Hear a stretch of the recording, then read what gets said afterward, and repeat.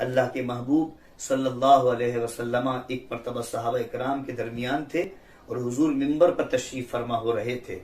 تو آپ نے پہلا قدم رکھا تو فرمایا آمین، دوسرا قدم رکھا تو فرمایا آمین،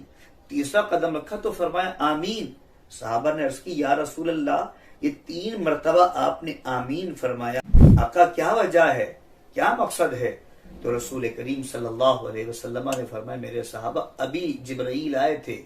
اور آ کر کہہ گئے ہیں یا رسول اللہ خاک آلود ہو اس کی آنکھ، اس کی ذات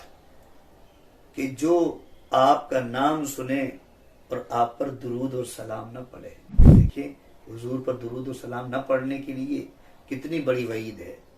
پھر عرض کی یا رسول اللہ خاک آلود ہو وہ شخص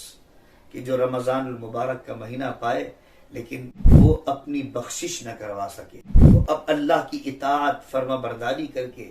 تقوی و طہارت اختیار کر کے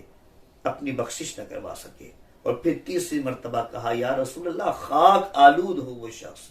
کہ جو والدین کا بڑھاپا پائے لیکن بڑھاپا پا کر ان کی خدمت نہ کرے، ان کی دعائیں نہ لے، ان کو سکون نہ دے، تو اس کے لیے بھی حضور نے فرمایا آمین۔ دیکھیں جو روزے کی قدر نہ کرے، اللہ کے محبوب علیہ الصلوۃ والسلام اس کے لیے کس طرح سے فرما رہے ہیں۔ اس لیے ہمیں اس بابرکت مہینے کو اللہ کی رضا کے لیے گزارنا